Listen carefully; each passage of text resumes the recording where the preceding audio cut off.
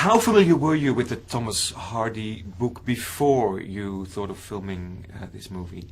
Never heard of it.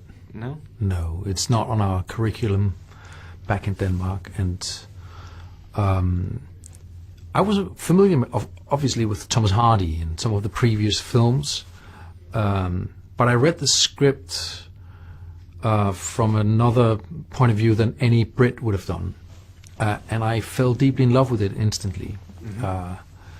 I could tell that this is very rich. Mm-hmm.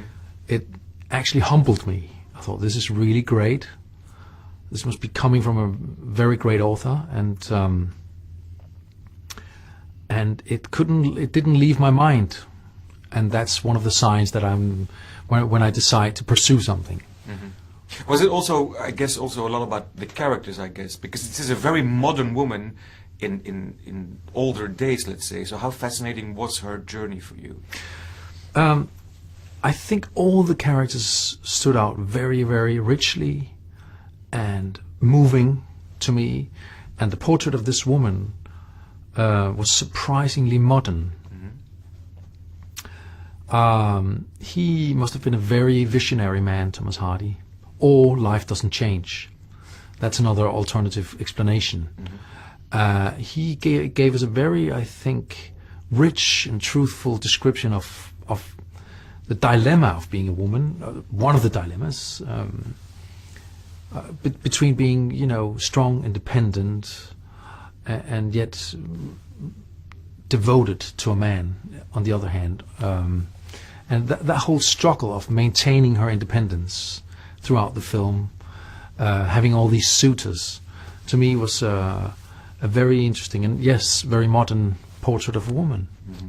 How interesting was it for you yourself as the director to find the right countryside to film this in visually? And how was the experience of I think you went to Dorset, right? Yes.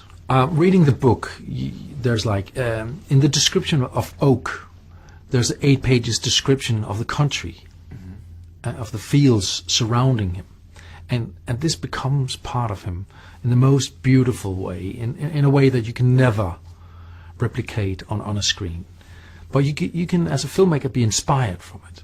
And the DOP, Charlotte, and myself, and the whole art department decided to go for it and go on location and try to find that and be in that environment, to be as truthful and loyal to it as possible. Mm-hmm. And to be inspired from it. It looks amazing. Mm-hmm.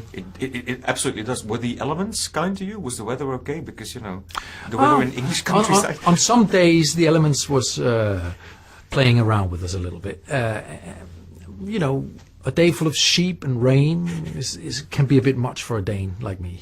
Really? Used to chamber plays, yes. Are you a city boy more than I'm a city boy, and I'm not entertained by sheep. I like dogs, yes, and cows, because we eat a lot of them.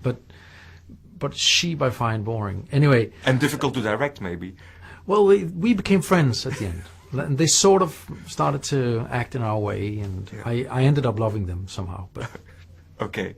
Now, talking about your cast, Carey Mulligan is an amazing choice. Why did you think she was perfection?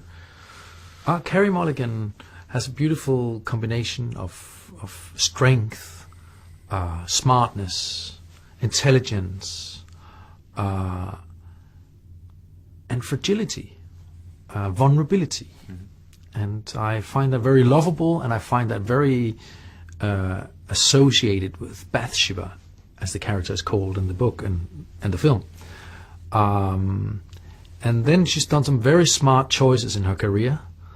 And so she brings a great story. She's a very classy actress and a brilliant one of the kind. Mm-hmm. She's just incredibly good. Yeah. Was she the first one cast before Matthias? Oh, yes. Yeah. So then you had to look for a leading man. So so how did that We're getting closer to Belgium now. Yes. I'm inching my way towards it. So what type of actor did you want to cast, and how did you end up with Mr. Schoenaerts? Actually, Oak is the most difficult character of them all, because he waits, he gives space, He listens to this woman. He humbles himself next to this woman. And with the choice of Matthias, he was still very much a man. 'Cause everything that Matthias does is very man.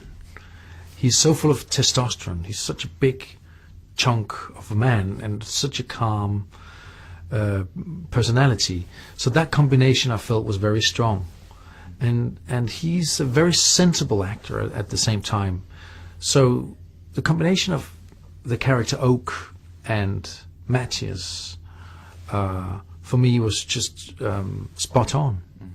And all we could worry about was his accent. Because I'm a Dane, so I can't tell. And he's Belgium, so, but it felt so true to the character of Oak that we went for it, and I'm so happy we did. Yeah, and the accent is spotless. I mean, isn't it? How can we know? that is well, yeah. Aren't you Belgium? I am from Belgium, but I think the combination with Carey. It's not that they are speaking completely different tones or something. You know what? I don't think people really. I don't know if it is spotless, but I know that people don't care. We've tested this in front of I don't know how many audiences. They just love him. Yeah. They just love your Belgian guy more than anything we've seen before. What work of him did you know beforehand? What had you seen? I saw Rust and Bone and Bullhead as the only ones.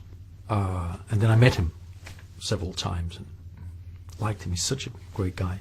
Yeah, because that's the other thing about Matthias, right? He's all of a sudden starting this amazing career, but he's still a very nice guy to also hang around with, I guess, after the shooting ends. Oh, yeah. How were the days on set, let's say? Well, the thing about shooting a film like this, as I said, there's a lot of sheep and dresses and horses and gigs and mud and rain.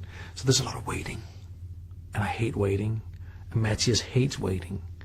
And we very often felt very bored together. And then we got very silly and got to know each other very well from waiting. I had to hear his whole life story several times because we were waiting. About his father and about everything, and he knows everything about me. I'm obviously not going to tell all of that to you, but so that's how we got sort of very closely related by waiting. By waiting. Okay, yes. Thank you so much.